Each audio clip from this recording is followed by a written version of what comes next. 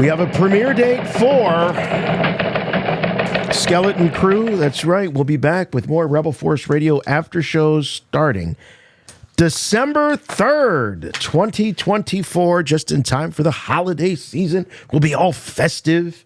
We'll be cozy and nestled in our warm homes and talking about this newest Disney Plus series, Skeleton Crew. And as you said earlier, Jim, this has been in the can for some time. There have been some rumors about there being needing to retool this in places. There have been some rumors about Lucasfilm itself not being overly pleased with the show. Now, I would say that doesn't necessarily mean it's a bad thing. You might roll the dice on that and say, you know what? If Acolyte met all the expectations of Lucasfilm and yet Skeleton Crew is perhaps falling short, or maybe there's some concern, that doesn't necessarily mean that I'm not going to like it. Doesn't mean that I will either, but something I've learned over the years throughout my interactions with Lucasfilm is that they're very politically motivated. And a lot of how they see things, they see it through this political spectrum, whether it be real world politics or industry politics or Star Wars politics. Everything is sort of seen through this prism over there. And they have a lot of different creatives working on the show. And I'm not saying that there's any kind of political differences between the Skeleton Crew and the executive suite at Lucasfilm. But I'm also saying that when you hear rumors like Lucasfilm is not happy with the direction, I'm just saying, allegedly, not happy with the direction of show creator John Watts or anyone from Dave Filoni to Jon Favreau to Tony Gilroy, whatever. When you hear that, you're right, Jason, you have to take it with a grain of salt because you don't know why the pushback occurs unless you're actually there. And like I said, we've heard that there were production difficulties along the way with this show from pretty damn good sources. But I'm also not going to try to fill in those blanks because I think we really should just wait to see what the show is all about. Everyone sort of has their own definition of what good Star Wars is these days. And it's all very subjective at the end of the day because the Star Wars that you hate the most, there's another fan sitting right next to you who considers that their favorite. And you could debate it till you get red in the face, but I mean, people do as people do. You're not going to change anybody's mind. And why do you want to convince somebody or try to convince somebody that something that they like isn't good? Now, you can question whether they're being honest with themselves based on the conversation that you're having. Because I've seen people jump through hoops, where you can tell, I don't know if you really believe what you're saying. So it's all very individual. But at the end of the day, I'm with you, Jim. Let's wait and see what we have with this show. I'm just trying to say that even if it's true that Lucasfilm is maybe a little disappointed or had some issues with the creative direction, it doesn't necessarily mean that you're not going to like it or that somebody might not like it because, our opinions may vary from Lucasfilm. Let's get into this. So just to wrap it up, all we have to do is look at recent history and look at Rogue One, which was certainly, it went through hell along the way through development and production and post-production, shooting, everything. And it seemed pretty bleak. But it actually turned out to be probably the most acclaimed Star Wars film that has been released since Disney acquired the property.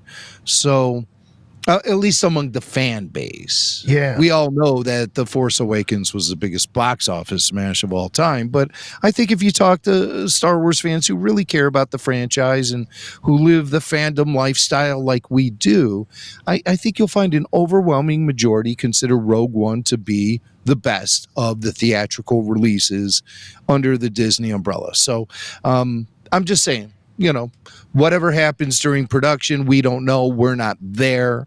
Right. It's more frustrating to me when big projects get announced and we don't ever see them come to light. And there's a lot of those still on the table right now. So let's just be thankful that Skeleton Crew is actually getting released. Because I was getting kind of suspicious about an actual release for this show. I mean, just a mere week or two ago. So let's see what kind of information's been revealed about this. So an exclusive from the folks over at People, and they released a series of photographs. This is all online.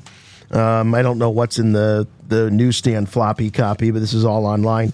So some new details. Let's start with the premise. We've heard a lot of this before, but when 4 kids make a mysterious discovery on their seemingly safe home planet, they get lost in a strange and dangerous galaxy.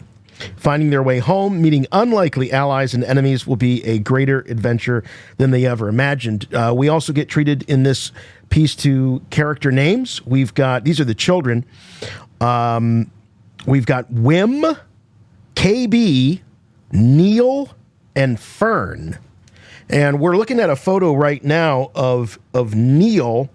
And Neil is the little elephant guy. What's the species? The Max Rebo? The Max Rebo, yeah. Yeah. Ortolan, I think they're called. Ortolan. I don't have an encyclopedia memory of That's all right. We all know he's the elephant guy. He's the Max Rebo guy. He's the Max Rebo.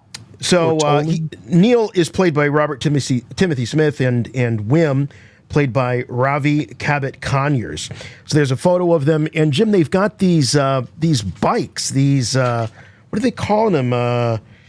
Hydro or is it hydro bikes? Shoot, I just speeder bikes, like kids speed, like BMX speeder bikes. Yeah, right. It's not like. Yeah, it's not like speeders like we've seen in Mandalorian and Return of the Jedi. These are definitely like a kid version of these things. So it's the Star Wars equivalent of jumping on your Huffy, essentially. I mean, look, even down to the handlebars, and then at the end of the grips where you have the sort of stringer pom things. Tassel, I used to tassel, or yeah. When I rode around my bike in the 70s, I had that. I had a Schwinn, a red Schwinn. It was sweet. And I had tassels for a while until they invariably got destroyed and worn off through all of my adventures. But these are the speeder bikes the kids are riding. And look at what's the name of the boy character? We've got Wim. W-I-M. Wim. Look how he's dressed. He's almost dressed like he's like Tom Sawyer or something. Yeah, he does. There's just something like almost Amish about it. Yeah, right. Yeah. Very early American. Yeah. Very plain earth tones.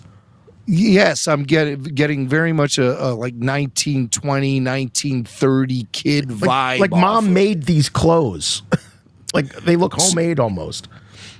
John Watts talked to People magazine, and regarding these little speeder bikes, he says they had like little bikes and they were on rails. So they like slide back and forth left and right so they could turn and bank. And in reality, it looks like completely insane for the kids. The main direction was stop smiling because they were having so much fun. All right. So like he's pulling the curtain back on shooting it, not really revealing any information about the kids' speeder bikes themselves. But you look at you were talking earlier about Goonies or Stranger Things. Kids or even E.T. Kids on their bikes. That was a hallmark of the 70s and 80s. It certainly was for me growing up. I went everywhere on my bike. And I gotta say, my neighborhood to this day is a pretty good bike neighborhood with the kids. Both my kids, especially my son, rides a bike. But I do think it's something that's not seen as much as it used to be. I guess it depends on where you live. But boy, like I said, when I was growing up, we rode our bike everywhere. Well, and of course, Universal Pictures has really used that image of Elliot and E.T. on the bike flying in front of the moon in so many of their promotions and title screens and things. I definitely was the type of kid who left the house in the morning and didn't come back until after sundown, touring the Chicago suburbs on my bike all day. And when I look back at it, it really amazes me like how far I rode my bike from home at times. And then just the typical neighborhood stuff where you'd be hanging out in the cul-de-sac with a bunch of other kids and somebody has some fireworks or something. I mean, just the old fun stuff from being a kid and having that independence only a bike could give to a kid. Nowadays, I see a lot of kids on bikes, but they're all on the sidewalks trying to kill me and my dog when we're just walking minding my own business. And of course, I got the ear pods in. I'm listening like a Star Wars audio book or John Williams soundtrack, and all of a sudden, some maniac flies by me at 20 miles an hour and mere inches away from me and my dog. I'm scared for my life with these kids nowadays. So, but so maybe speeder bikes would be more preferred. I'm looking forward to that technology becoming a thing so they can just fly over us. I'd be down with that. Here's another shot from the show. In this here, we've got KB, played by Kiriana Crater, and Fern, played by Ryan Kira Armstrong. So a couple of actually, this looks like a tandem bike, kind of like a motorcycle where you have the sidecar. I'm thinking the Bat Cycle from the old 66 Batman show. Yeah, very much, Robin. And what was cool about that show is like Batman could like drive up to the Batcopter and then he would just release Robin in that sidecar. And Robin would just sail up to the helicopter. Batman would park the bike and they would get out separately. Maybe that'll happen in Skeleton Crew. Yeah, but these, there's something really simple about these bikes. I mean, they're just like a bicycle where they're constructed mainly by pipes, rods. Yeah. Whereas, again, these are not speeders, and I'm mainly describing this for our audio listeners. These are not speeder bikes like we're accustomed to seeing. These are definitely something you look at it and you go, oh, this is what a kid would ride. But they look like they're having fun. They do obviously go above ground, above ground, so they're not pedaling these things. At least it doesn't look like they're pedaling them, and they are flying essentially. Yeah, I love the retro look. It reminds me of my old 1973 Schwinn Stingray that I used to ride around, even down to the color. And then this girl, she has a very Geordie LaForge type of visual device over her eyes. What's her name? Is this Fern? This is KB. KB. Like probably something acknowledging the great history of shopping malls and KB toy stores. I think so. It's K. It's literally letter K and the letter B. So I purchased many Star Wars action figures. Yeah, they were vintage, but back in the day they were new, and that was at KB stores. Right. And she's got fingerless riding gloves, and then her compatriot here, in this case, is Fern. And yeah, so she's just got kind of like a jacket, like an overcoat. She also has some gloves on, and nice. I'm definitely getting those Goonies / Stranger Things kind of vibes here. That these are kids with a real independent streak, almost like a family of friends. That kind of bond that you have with your neighborhood, the kids that you grow up with in the neighborhood. The local gang. Yeah, exactly. Well, that could be many different things depending on your neighborhood, but your crew when you're a kid, right. That's so important. And like I said, the bike riding and everything, it just gave us such independence and such great reach where we could be, masters of our own domain when it came to what we did with our time. Right. Now, here's another photo. I feel like maybe we've seen this photo or a photo similar to it previously, but it's probably the best version that we've seen. So we've got Wim here on the left with Jude Law, and Jude is confirmed to be a Jedi Knight. Oh, he is. Okay. Yes. I mean, I was hearing that 2 years ago, so I don't know if things change or what goes on, but. And his name is Jod Nawud. Janad Nawud. Jod Na, kind of like Qui-Gon Jinn. We got 3 words here. Jod Nawud. Mm-hmm. And then there's KB with now in this kit, so KB has that visor thing you were talking about, the Geordie LaForge visor, and then we've got Neil again, the little elephant dude, and Fern. Neil before Jod. That's his name, Jod. Jod Nawud. Jod Nawud. Jod Na. Neil before Jod Nawud. Yeah, that's what we're seeing. Neil before Jod. So here they are. It looks like it's kind of hard to tell where they're at, maybe on a ship or somewhere. And I say a ship. They're like, yes, because you see this chair back there, and on the left there's some computer lights or something. It looks like they're in the hold of a ship.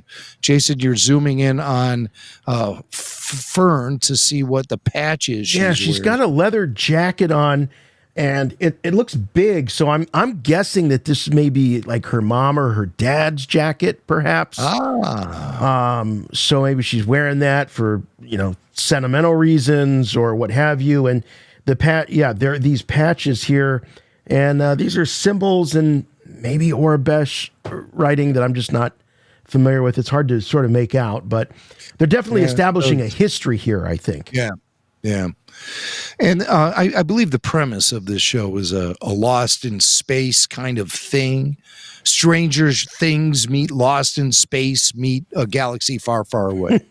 Right. I have to say, like, just judging from the photos alone, the vibe I'm getting off of Jude Law is kind of consistent with a Ewan McGregor take on Obi-Wan Kenobi. I mean, they're of similar age. Right. And there's just something about, I don't know, his presence in these photos that gives me that vibe. He could be a vastly different character, and I hope he is, than Ewan's Obi-Wan. But there's just a sense of consistency, I feel, also between the two actors and their two characters, merely based on viewing a photo on surface level. Yeah. Jude Law is quoted here as telling the folks at People that when asked about what Star Wars fans can expect with the latest addition to the cinematic universe, he says, the first word that comes to my mind when describing the series is joyful. Now, that is in contrast to The Acolyte in a lot of ways, which kind of was a little dark, sort of didn't have a lot of joy to it. So this might be a nice pick-me-up from where Acolyte left us in terms of tone and mood. He also said that seeing children in the Star Wars environment is thrilling and very, very unique. It's a fun place to be, the universe of Star Wars, and there are great references to old films and recent episodes and series. There's a lot of originality, and I hope that will bring the feeling of fun to those who watch it. When Jude says it's great seeing children in Star Wars, only one word pops into my mind. Yippee! Yeah. Ring any bells? Yep. You're never going to make Star it run. Wars. And then there's that terrible high five that doesn't quite happen. Oh, yeah. Kitster and Wald. I know. And those two guys rehearsed that so much. And when the big day came, the Boonta Eve, and all the cameras were pointing at them, they choked. And it's really hard to blame Warwick Davis because he probably can't see out of the damn mask. I got to lay all the fault there at Kitster. Wait, no way. Kitster's not taking the fault for this. Kitster's there. He's there. He's got it going. And then, woof, swing and a miss from Wall. No way. Why'd they make Wald? Wait a minute. Why'd they make poor Wald do the swing for the high five when he's the one that's obstructed with the mask? Well, as George Lucas says, it's all like a rhyme. It all rhymes. What you have to understand is that there was a deleted scene from the original Star Wars where Greedo high-fived Walrus Man. And George's like, yeah, I could never really pull it off. I'm really bummed. I never was able to do it. Now I get a second chance. And then he tried again, and it still just didn't work. And he's like, oh, it rained in Tunisia for the first one. It rained at the Greedos can't high five for shit. It's a good sign. He took it as a good sign.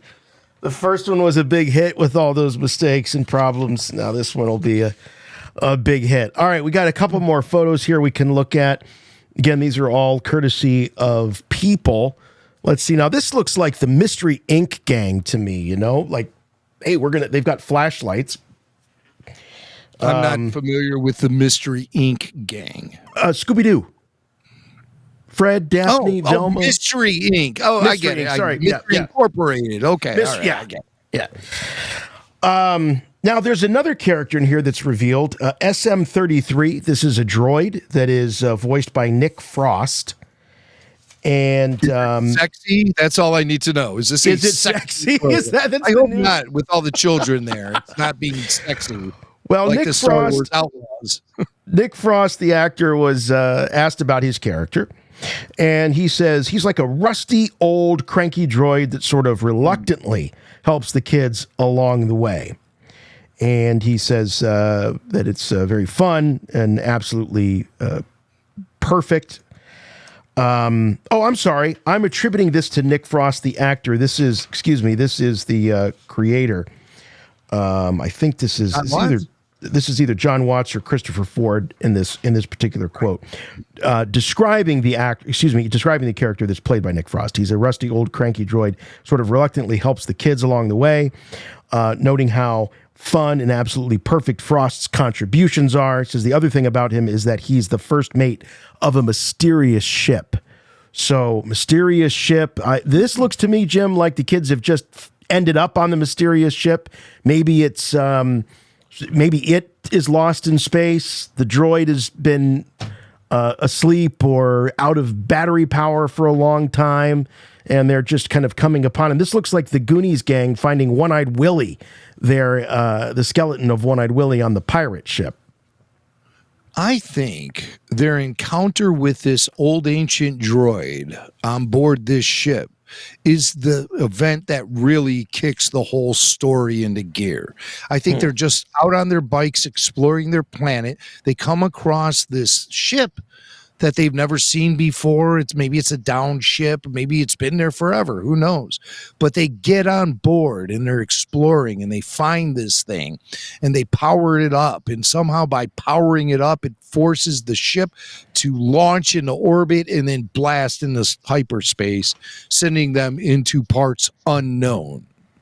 And they end up in some weird, mysterious place where they encounter Jude Law, who's hiding because the Empire, Order 66, all that stuff comes into play. Or Jude could have been a former student of Luke's or something. I don't know how to make it all tie in. I don't know. Do we know when exactly this takes place in the timeline? Is this OT era? No, or this is Mandalorian era. Oh, this is Mandalorian era. Okay. So this is post-Empire. Post-Empire. So yeah, maybe Jude was a Jedi in exile. He was just never found, luckily. Or maybe Jude's on this ship or something, like sleeping in the cabin. Or I don't. Maybe he's in the brig. Like maybe he's a prisoner. Oh yeah, okay. And they free him. Yeah. I mean, there's so many different ways to look at it, but I can't really make out any distinct features of this old droid based on the photo we're looking at. It's very poorly lit. It looks unlike anything we've seen in Star Wars, and it's sort of a skeletal look, in the head. And there's those two little where the under, sort of where the jaw is, almost reminds me of the bottom of Vader's mask. Those little tusks that or a come out. stormtrooper Yeah, or the mouthpiece. trooper. Yeah, right.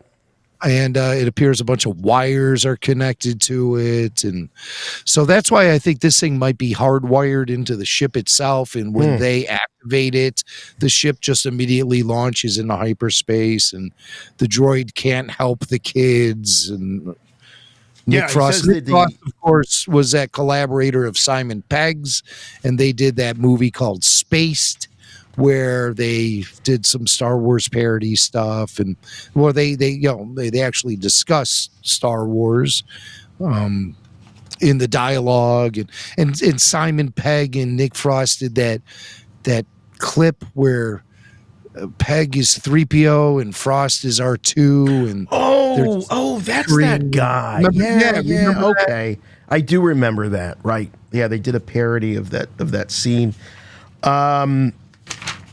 Couple other things to share here. Yep, they're called hover bikes. I don't think I call them hydro bikes, but yeah, the hover bikes. It says they're very integral to the storytelling of childhood adventure, not only for the audience tuning in, but also for the actors involved. It's obviously a big nostalgia pull for a lot of us.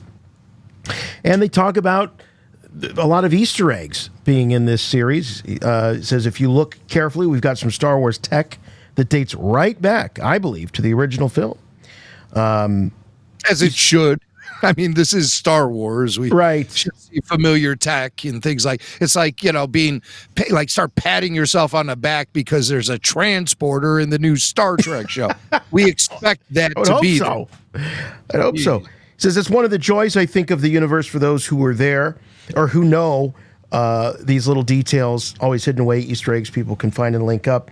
And finally, and this is a big question for a lot of people when they see a new Star Wars series coming on, that's the cost of entry. According to Watts, he says, you don't have to know everything about Star Wars to enjoy the show. You can come into it completely fresh and enjoy the story. But if you do happen to be a Star Wars super fan, there's a lot for you. All right. Well, yeah. So I like to keep it fresh. That offers more blue sky possibilities with the storytelling and is always referring back to characters and situations we've known and experienced for 40-something years. That, I like that. But there's something about the consistency of Star Wars that I really think needs to be tightened up just a bit. And I mean, it's really like trying to solve a Rubik's Cube with your left hand. It's almost impossible to even contemplate it. But, that's why I'm on this side of the movie screen. And, I try to leave it up to the professionals. But I got some ideas.